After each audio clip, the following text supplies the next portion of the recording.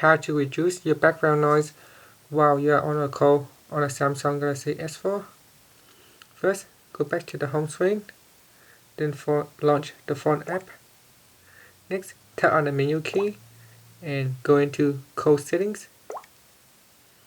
Now scroll down the screen until you get to the ringtone and sound settings section. Then what you want to do is enable noise reduction. So make sure you tap on this checkbox here. Make sure the checkbox is selected. This will suppress its background noise from your side during calls. Now press on the home key to finish. Thank you for watching this video. Please subscribe to our channel for more video tutorials.